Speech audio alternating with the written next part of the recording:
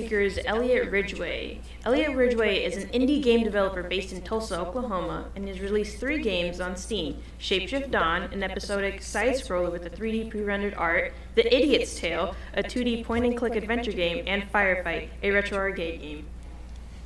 We'll pass it over to Mr. Ridgway. Okay, great. Well, hi, everybody. My name is Elliott Ridgway. Like they said just now, I'm an indie game developer based here locally in Tulsa. I've been doing this in my spare time for about the last 4 or 5 years. And GameMaker has been my primary game development tool that I've been using for that time. And so, yeah, I'm just going to be going over what GameMaker is, what it does, why you might want to consider using it for your project. And then we're going to go over a few demos here to actually show you the nitty-gritty of how GameMaker works. Oh, everything okay?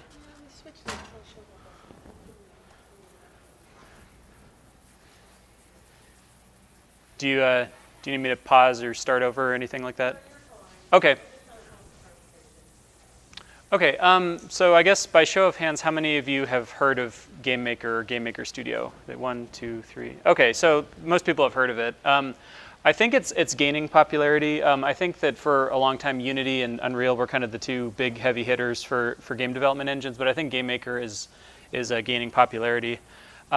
Some of the reasons you might want to consider using it. So I think the biggest win for GameMaker is it's very quick to prototype your game idea in GameMaker. When I first started working on my indie RPG, which isn't out yet, but I'll be exhibiting it tomorrow, called MonCon.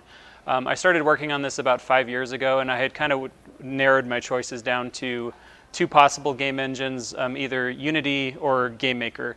And the difference between the 2 was just night and day. I found Unity to just have a very steep learning curve, and it took me a long time to just get anything up and running.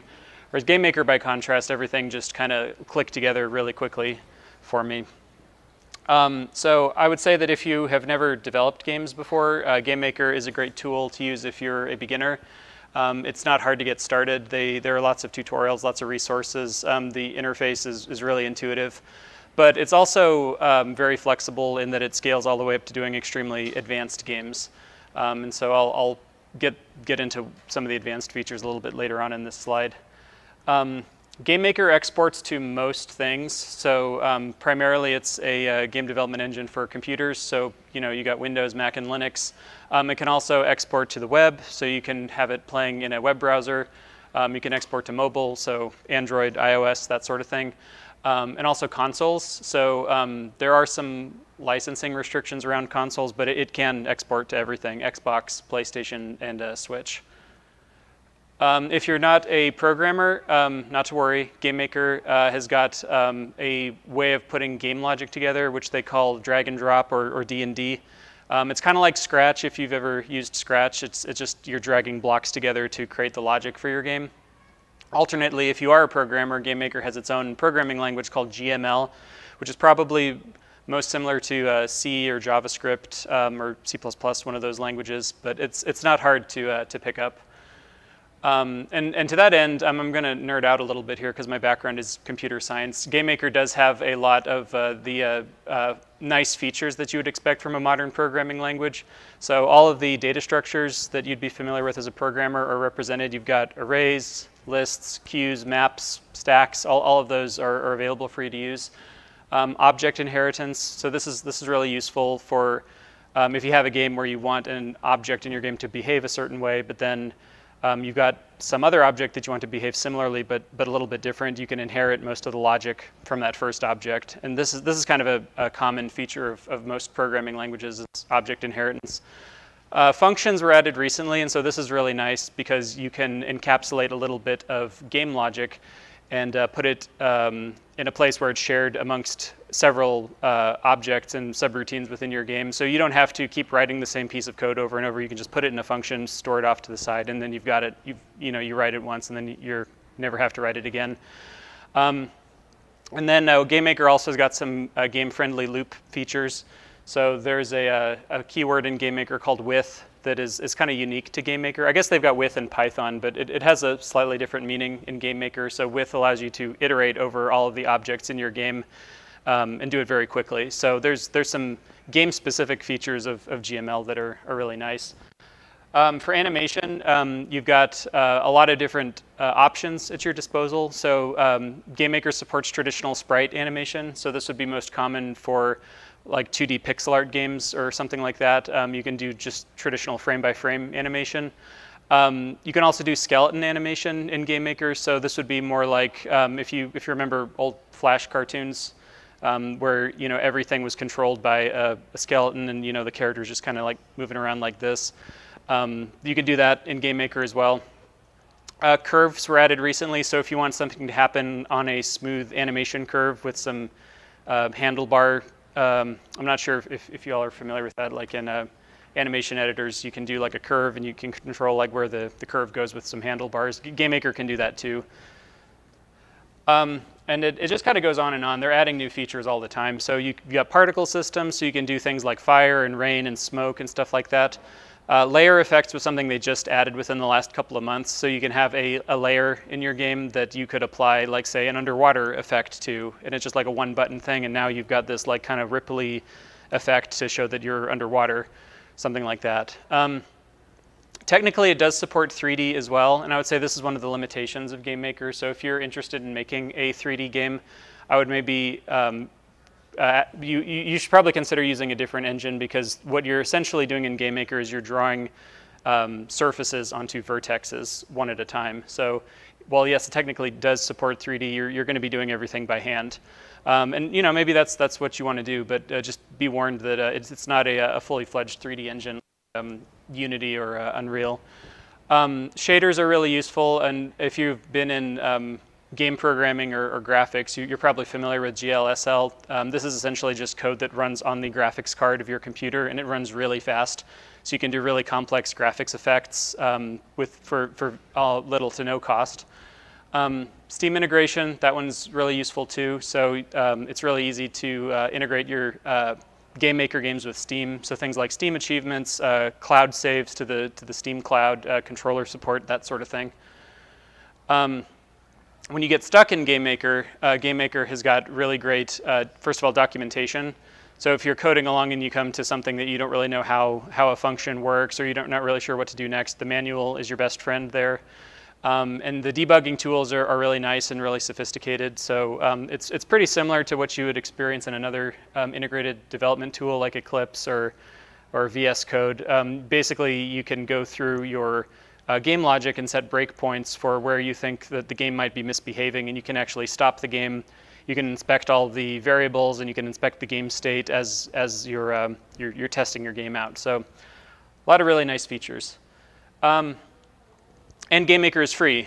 So I probably should have put a little asterisk next to that. It's free to get started in GameMaker, and you can use GameMaker itself as long as you want for free. If you want to start publishing your games, then that's where we get into licensing issues, which I'll go over on the next slide. By the way, I forgot to mention this at the beginning. If anyone has any questions, feel free to interrupt at any time. Just raise your hand or whatever, and I'm happy to stop and answer questions. So if there's any doubt left in your mind about the utility of GameMaker as a full-blown game engine, these are some examples of games that were done in GameMaker that are pretty well-known indie games. So I think that first of all, I think this expresses the versatility of the kinds of games you can make with GameMaker, but also I don't think that you're limiting yourself at all if you want to choose GameMaker to develop your indie game.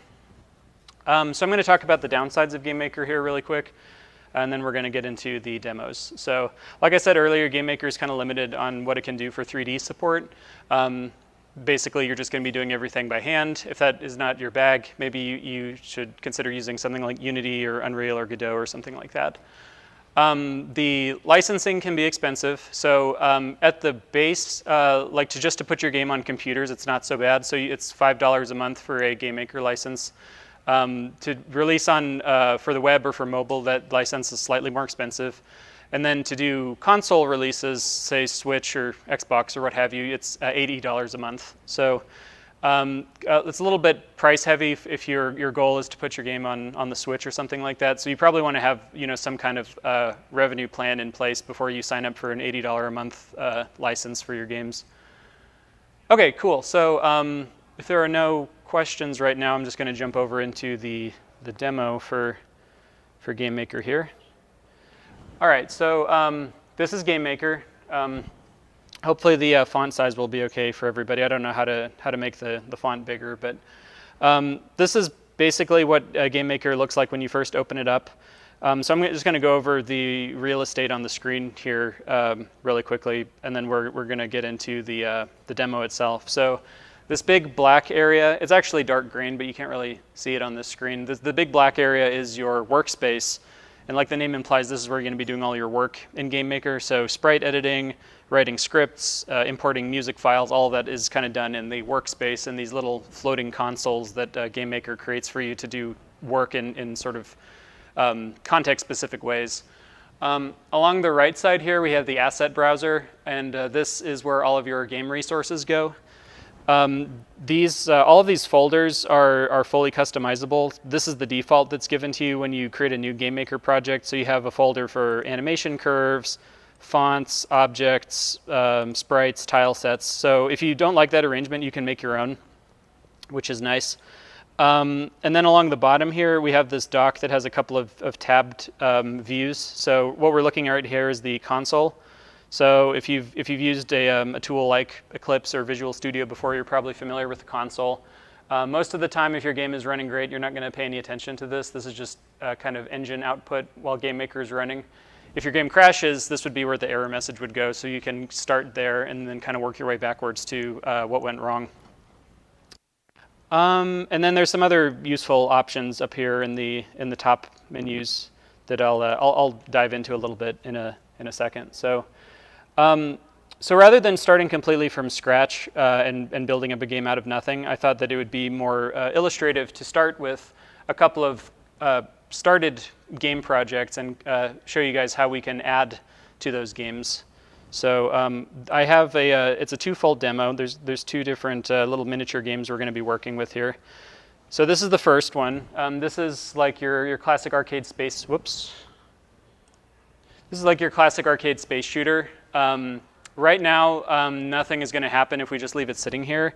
I've already coded up some logic. If I push the space bar, my ship will shoot a little pellet out of it that moves from left to right across the screen. And if that pellet contacts one of the bad guy ships, then it will disappear. So, not a very interesting game at this point, but it's a start. And what we're going to be doing here is adding some neat effects to it to make it a little bit more interesting.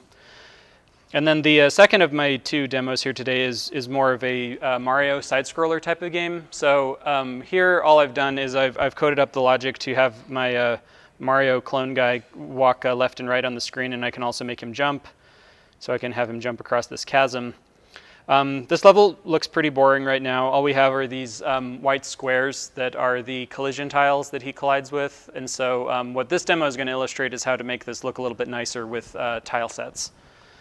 So yeah, let's circle back to the space shooter demo. So everything in GameMaker is stored in rooms. So you can sort of think of rooms as like the levels of your game, for example, or the different screens in your game. The language in GameMaker is these are called rooms, basically. So I've got this rooms folder here, and underneath the first item in the list is Demo Room 1, which is my space shooter. So I'm going to double click on that. And when I do that, that will open up the room editor for me. So here's the game that we were looking at earlier. This tile grid is given to you by default, but if it's not appropriate for your game, you can turn it off with this toggle grid button up here in the top right. So I can turn that off, and that looks a little bit nicer. The first thing to notice here is that everything that we're looking at on the screen is stacked in layers. So at minimum, you have to have one layer in your room, but it's typically good for organization's sake to organize your room into multiple layers that stack on top of each other. So for example, at the very bottom, we have this layer called background. And so that is this space background that I got off of Google. And just to illustrate that that is on its own layer, I can click on this eyeball icon here in the room editor list on the left, and I can turn it on and off. So we can see that that's my background layer. Next up, I have this layer called good guy. That's our blue ship. So I can turn that on and off and see that that's on its own layer. And then I've got bad guys they're on their own layer. And then I've got this empty layer up here called effects. And so effects is where we are going to be putting the special effects that we're going to be designing here in a minute. So basically what we want to add to this is when the pellet comes out of the good guy ship and impacts one of the bad guy ships, we want an explosion to appear where the bad guy ship was, and then we want the explosion to get rid of itself after the animation has finished playing. So that's kind of an overview of where we're headed with this. Let's start working on that. Everything in GameMaker starts with sprites. So, and that kind of makes intuitive sense, right? Because everything in your game needs to be, for the most part, needs to be a visual element that appears on the screen. So that means that it's going to start with some kind of image file that you import, and those are stored in sprite objects. Here's all of my sprites here. So everything that we were looking at earlier in the room editor is stored here as sprites. One thing to note is that there is a distinction in GameMaker between sprites and objects. So I lied a little bit when I said that this room has all of our sprites in it. That's not technically true. So there's the sprites, which are just images that are imported into your game that make up how your game looks, but there's no logic attached to sprites. So if you want to add logic, say to have your ship move around on the screen or be able to shoot, then you need to create an object to go with that sprite. So what we're looking at in the room editor here are objects, not sprites, but we need to start out with sprites. So to import a new sprite into our game, I'm just going to right-click inside of my demo 1 folder here. By the way, you can organize these into subfolders as well, so you're not limited on how deep these can go. You can organize it however you want. But regardless, I'm going to right-click on this demo 1 folder, and then I'm going to go to this create menu, and then I'm going to come down to sprite, kind of towards the bottom of the list here. So I'm going to click on sprite. And so now that has opened up a new sprite editor in our workspace. So this is blank right now. And there's a couple of different ways you can get started at this point. So you could actually use GameMaker itself to draw your sprites. So GameMaker has its own paint editor with paintbrushes and erasers and stuff like that you could use to draw your own sprites. And there's nothing wrong with it. It's a pretty full-featured sprite editor. But a lot of times you're going to be working in another tool like say Photoshop or AE Sprite, I guess, if you're doing sprite art, and then you want to import it into your GameMaker game. So that's what we're going to be doing here. So I have previously got this explosion strip image off the internet. And what this is it's 6 images that make up our explosion. And so if you have an image that has the word strip in the name, GameMaker is actually intelligent enough to subdivide this into multiple frames of animation for your sprite. So we don't actually have to do the work of cutting out the first frame and then putting it in GameMaker, cut out the second frame, put it in GameMaker. GameMaker will do all of that for us. So you'll note up here at the top that this explosion sprite is suffixed with the word, it's underscore strip and then the number 6 to indicate that there are 6 images here. And so GameMaker knows to subdivide this into 6 segments. So that's a nice handy shortcut to keep in your back pocket. So I'm going to click import here in the sprite editor. And then I'm going to go over to my S-Explosion strip 6 image. And then I'm going to click open. And then GameMaker gives this warning about importing sprites as a non-undoable action. And then we can just say, yes, we want to continue because it's not really relevant here. So now I've got my explosion imported into GameMaker. And you'll notice that we can still see the strip along the bottom. But now it has kind of been subdivided into this animation strip according to GameMaker. You can see the little ticks along the top that show that we're in an animation strip. And there's a playhead on the left. So if I click on the play button here, we can see this animation playing. So we didn't have to do any work to get this up and running. All we had to do was have an image that was evenly divided into 6 segments, and GameMaker did all of this for us right off the bat. So I think this is playing a little bit fast, actually, so I'm going to slow this down to 15 frames per second. So that looks a little bit better. So there's an FPS field up here in the top left that allows you to control the frames per second rate of the animation. So that's good to know as well. We've also got this little crosshair up in the top left that represents the center of our object. Typically, it's good practice to move this crosshair down to like the center of your object, simply because if you were to apply, say, like a rotation effect or a scale effect to this, you would want the crosshair to actually represent the center of your object. You wouldn't want it to be off in the top left corner. There's also some nice shortcuts up here in the top right for where you can position that center cursor. So we can actually choose this option here, middle center, and that will align it exactly in the center of the sprite for us, so we don't have to really guess where the center is. GameMaker will do that for us. Okay, great. So I'll pause here, just take a drink of water. Does anybody have any questions? Okay, cool. So we have a sprite now, but as I said earlier, we can't put sprites into our room directly because there's no logic associated with the sprite. So what I'm going to have to do to get the explosion into my room is create an object to go with the explosion. So I'm going to come back over to my workspace. Oh, I forgot to name this. So I am going to name this lowercase s for sprite and then the word explosion. And so this is not really required. This is just kind of a nice GameMaker sort of, I don't know, agreed upon convention among GameMaker developers that for sprites, you want to prefix that with the lowercase s. If you are working with objects, you want to prefix that with the lowercase o. And this is just to kind of help you keep track of everything. As your game grows, your objects and sprites are going to look very similar because they use the same images to represent themselves. So lowercase o is for objects, lowercase s is for sprites. That's something you can do to kind of help you keep track of stuff if you want to. Great, so now we're going to create an object to go with the explosion, and this will be where all of our logic for the explosion goes. So I'm going to close this sprites folder and then open up objects, open up demo 1, and you can see we already have a few objects here. We've got the bad ship, we've got the hero ship, and then we've got the pellet that comes out of the hero ship that, and all of these are prefixed to the lowercase o, so we know that we're working with objects here. So I'm going to make a new object. I'm going to right click on my demo 1 folder, come back to this create menu, and then I'm going to find object in the list instead of sprite. And so the editor for an object looks significantly different than the editor for a sprite, just because objects are different beasts. First things first, I'm going to name this. So I'm going to call it lowercase o explosion, and then save that name. So the first thing you'll typically want to do when you have a new object is you'll want to assign your sprite to it.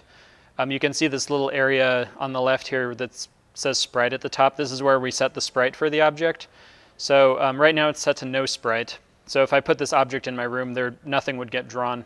So I'm going to click on this button here that says no sprite on it, and it'll give me this pop-up menu that allows me to browse through all of the sprites that are in my game and navigate to the explosion sprite that I want. So I put that in the demo 1 folder. And here's my S explosion sprite, so I'm going to click on that. So now my O explosion object has the S explosion sprite associated with it. So there's a couple of other useful things that are good to point out here. So there's a shortcut back to the sprite editor. If you're working with an object and you just want to jump over to the sprite, you can click on this edit sprite button. You can set the collision mask for the object. So in games where you are working with collision logic, this would be where you would set that. You can tell GameMaker if the object is visible or not. Persistent just means does the game remember the object as you go from room to room. So if you want something to stay in your game as you move to the next room, you don't want GameMaker to flush all the objects out. You can set it to persistent, and then the GameMaker will hold on to that object for you as long as the game is running. I'm going to get into events here in a second, but first I want to show everybody what happens if I just go ahead and put this object in my room. So I'm going to come back over to demo room 1 here. And I am going to put the O explosion object onto my effects layer. And so the way to do that is I have the effects layer selected over here in the left in the list of layers.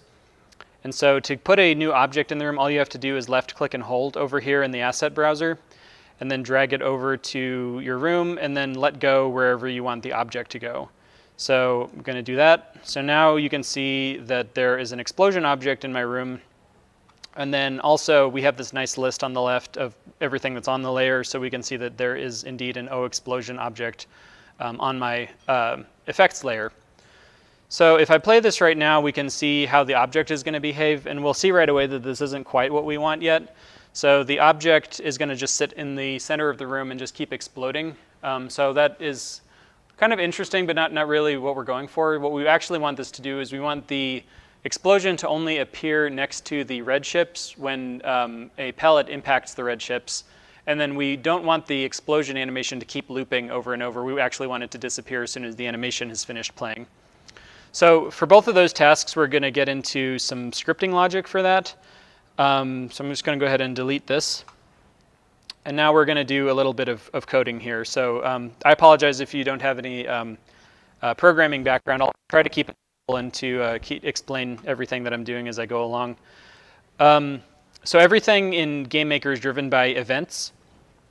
Events are the kind of the sections of logic that make up an object. So just to illustrate this, I guess, if I click on this add for different events that I can assign to the object. So right up at the top, we have a create event. So if you wanted something to happen in the game when the object gets created, you would add a create event. So this is a good place to set up the variables that the object is going to require, maybe do some initialization logic, stuff like that.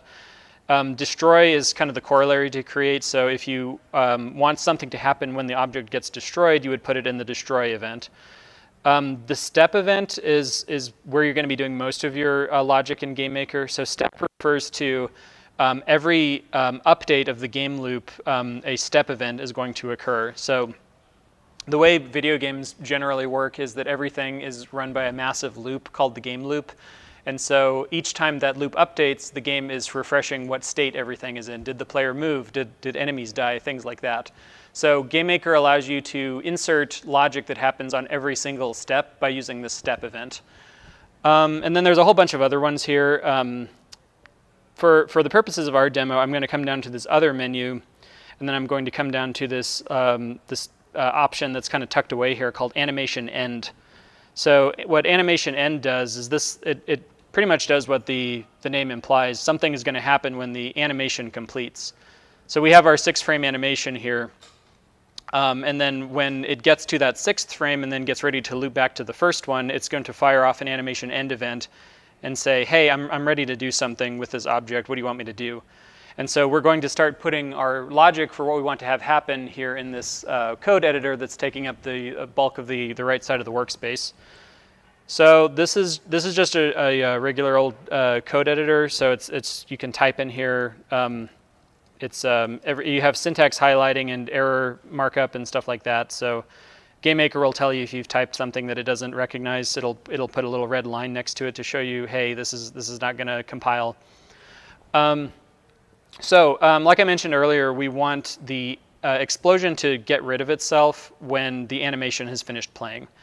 So GameMaker has this function that's provided for you. You don't have to. This just comes out of the box with GameMaker. It's a function called instance destroy. And so what instance destroy does is, as the name implies, it destroys something in your game. And so basically you tell GameMaker, I want to call instance destroy, and then we're going to tell GameMaker what it is that we want to destroy, which in this case is we want the explosion object to destroy itself. So we're going to type instance destroy. And so GameMaker recognizes that, and we know that because the text turned orange, which function names are orange in GameMaker. And so, but we still got red error markup on the left, which tells us that we're not done yet. We still need to provide what's called an argument to instance destroy. And so arguments simply refer to the elements that get passed into a function to tell the function what to do. And in almost all programming languages, this is designated by open and closed parentheses. So if you have a function that takes no arguments, it's just going to look like this to say my argument list is empty.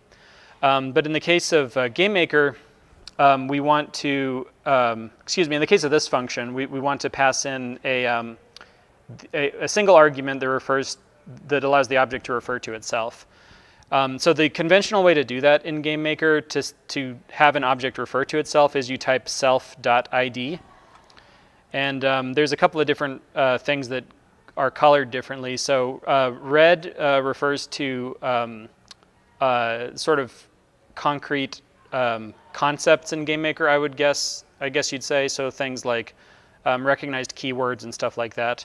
And then green text indicates that it is a property of the object itself. So without getting too much further into the muck of programming here, basically what we've said to GameMaker here is, hey, I want you to destroy this explosion on the end of its animation. So we're able to achieve all of that with this one line of code here. So I'm going to come back into the room and put an explosion object back on the screen so we can see if our logic that we added worked or not. So what we'd expect to happen here is when I run the game, we should see the explosion animation play really quickly, and then as soon as the animation has finished, we want that explosion object to go away. So let's see if that's what happens. Cool. So yeah, that did exactly what we wanted. So the explosion played, and then it disappeared. So great. This is still not quite what we want. We want the explosion to appear by the red ship at the moment that a pellet collides with it. And so the way that we do that is we're going to close out of our OExplosion object editor because we don't need it anymore. And instead, I'm going to open up the object editor for OBadShip. And so this is an object that I created prior to this demo. We can see that it already has a create event, which just tells GameMaker to do stuff when the object gets created at the beginning of the room. And then we have a step event, which, like I described earlier, this is something that is going to happen on every update of the game loop. So in this case, we've got some code already written here that is a little bit more advanced. I really apologize about the text size. I don't know if I can make that any bigger. Is that better for everybody? Easier to read? So, okay, cool. This is a pretty simple bit of logic, but I'll still go through everything for if anyone is not a programmer here. We're starting this off with an if statement, and so basically what you're telling GameMaker to do is to employ conditional logic. So you're saying if the following statement is true, then I want you to do whatever is contained inside of the curly brackets. If the statement is false, then don't do what's inside the curly brackets and just proceed. So in this case, our statement that needs to be evaluated whether it's true or not is we want to see if anything is colliding with the bad guy ship. So in this case, we're asking GameMaker to check if anything, if an O hero shot object, so that's the white pellets going across the screen, if those are colliding with this ship, then the statement evaluates to true. And so the way that's achieved is with yet another built-in GameMaker function called placeMeeting. PlaceMeeting is just asking GameMaker, is anything touching the object that you have provided in the argument list? The other thing you'll notice here is that the argument list is a little bit longer. This function takes 3 arguments instead of 1. So we're giving it the X position of the bad ship, the Y position of the bad ship. So X is horizontal on the screen and Y is vertical on the screen. So we're telling it where the ship is located, basically, and we're asking it, are any of these colliding with the ship? So if that statement evaluates to true, we've got another instance destroy self.id line of code here, and so this should be kind of evident what is going on here because this is the same thing that our explosion object is doing. So what we want to do here is we want to create a new explosion object at the moment that the shot collides with the bad guy ship. So what we're going to do is write a new, or rather employ an existing GameMaker function, but we're going to write a new line of code for this. This is similar to instance destroy, but this one is called instance create layer. And you'll notice something happened as I started typing this. GameMaker popped up this drop-down menu that shows all of the different functions that are provided to you by default in GameMaker. So you can see there's a lot of functions that start with instance underscore. So if you kind of have a guess about what your function is called, but you don't remember exactly, you can just navigate down this list until you find it, and then choose the right one. I'm just going to zoom out here for a second to show something. So another nice thing that GameMaker does is as you are working in code, if you're working with a function and you don't remember the argument list, there's this hint text at the bottom here that will show you how many arguments you need. And as you type, it'll highlight each of those arguments to show you how far along in the list you are. So I've put my cursor at the point where I would put the first argument in.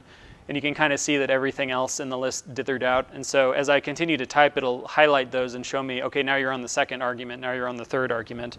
So that's yet another nice visual hint that the GameMaker gives you. So there's 4 arguments for instance create layer. We are going to provide it with the x coordinate and the y coordinate of where we want the explosion to appear. So again, that's where it is horizontally on the screen and where it is vertically on the screen. We're going to provide it with the layer that we want to put the object on. So that's our effects layer that we kind of set aside in advance. And then finally, we are going to give it the object type that we want to create. So layer comes first. So I'm going to type effects. And so this is yet another color that GameMaker will give you in the code editor. So yellow refers to text strings. So that's just something else to keep in mind. And so then I'm going to provide it with O explosion. And then that rounds out our function call here. So what we would expect to happen is when a shot collides with the bad ship, it's going to create an explosion at the point where the ship resides, because X and Y refer to the object that we're in, and we're in the O bad ship object. It's going to create that explosion, and then the explosion is going to destroy itself when it's done animating, according to what we wrote earlier. So let's see if this plays out. Okay, so now I'm going to hit the spacebar, shoot a pellet. Cool. So now we have an explosion animation that shows up right when the pellet collides with the ship. The ship goes away, and so does the explosion. So I think this looks a lot better than what we had before. So that's the end of our first demo here. Are there any questions about any of this? Yes? So if you go back to the explosion and Islanda, I noticed that you explained steps as just the update, so whatever frame is going to update and check this. So why does it wait in an animation? You don't have logic for that. Yeah, so I think the question, just to make sure I understand it, you're asking why does this event that I've coded not happen on every update loop of the game? Why does it wait for the end of the animation? So the event that has to do with update loops is called step. This is the only one that applies to the update loop of the game. So every other type of event that you can assign to an object in GameMaker is triggered by other things happening apart from the game loop. So animation end actually doesn't have anything to do with the update loop. It's just the step event that is tied to the update loop of your game. But yeah, that was a good question. Yes? How many sprites are you allowed to have on screens? I know like on phones you have draw call. Mm-hmm. Right? Have you found like A limit? Yeah.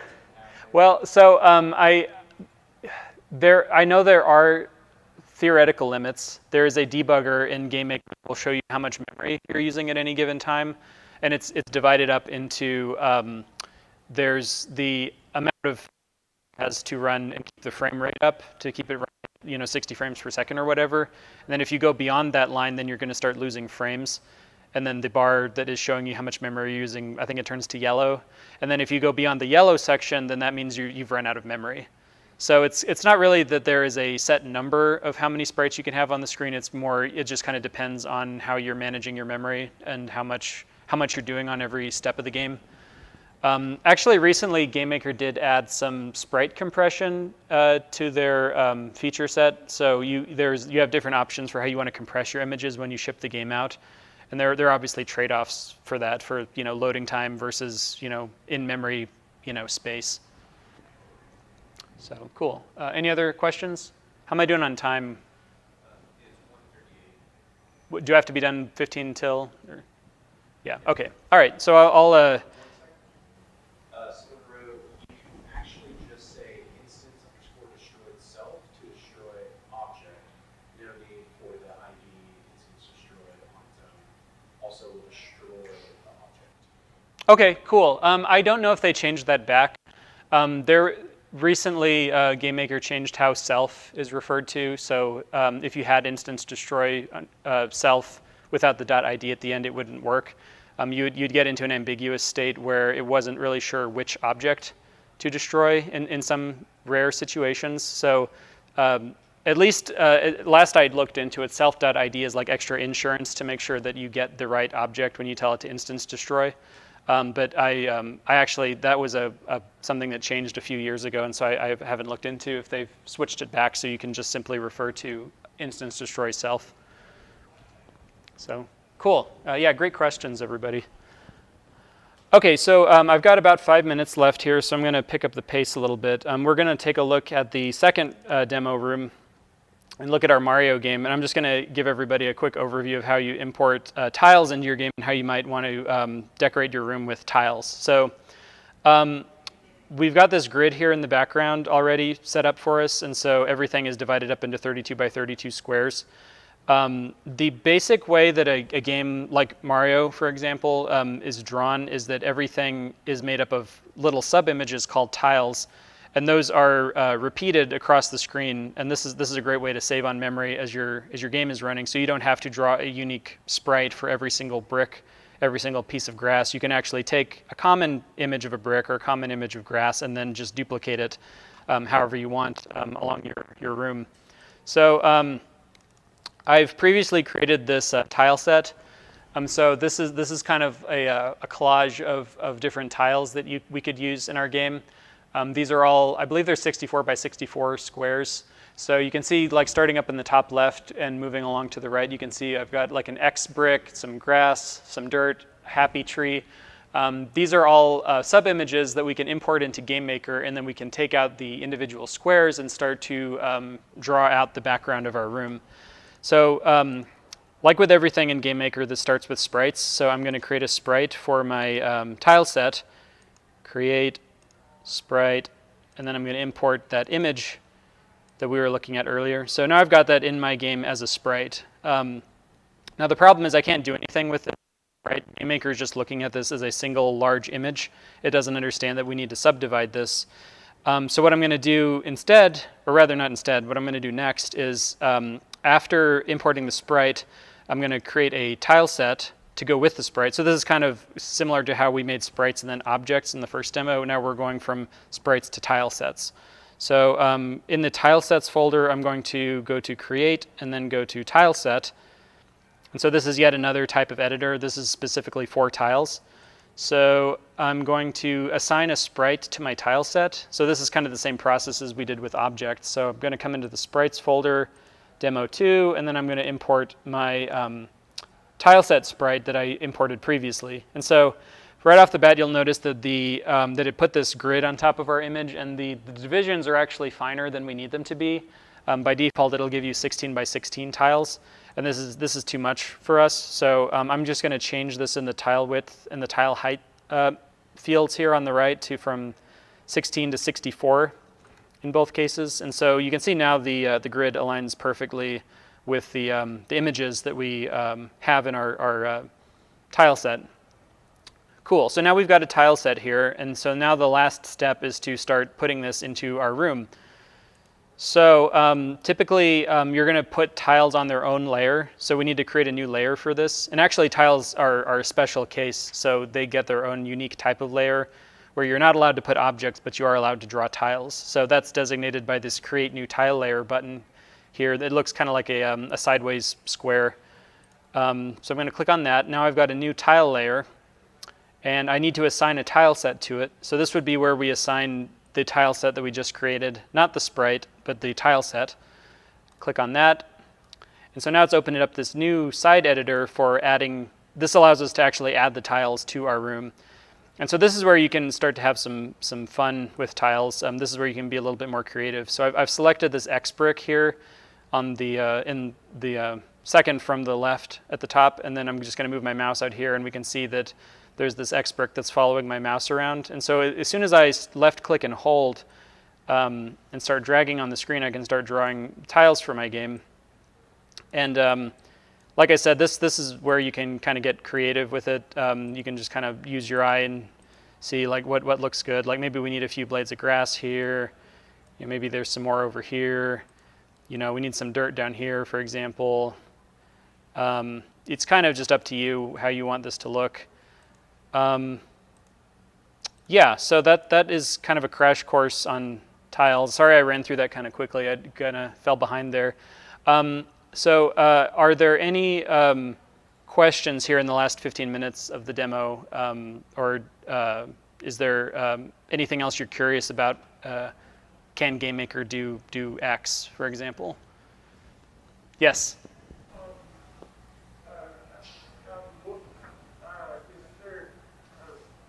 What would happen if the character fell in the gap?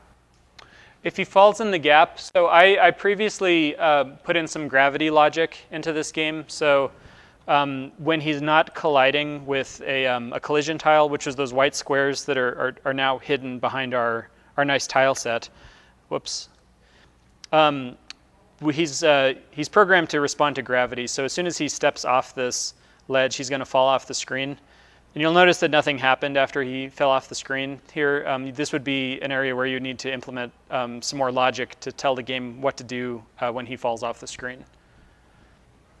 Yes? You get tiles with like auto collisions, where if you place like this block tile without collision, and then you place the tree and it won't. Not to my knowledge. There might be a way to do that in more modern versions of GameMaker. The way I was taught to do it is you have your tiles set up as the art in your game, but then your collision blocks, which you can sort of think of as your 2D geometry, that would go behind the nice looking tiles. So they're there and you can collide with them, but they don't actually correspond to the tiles themselves. Yeah. Okay. Great. Thanks everybody.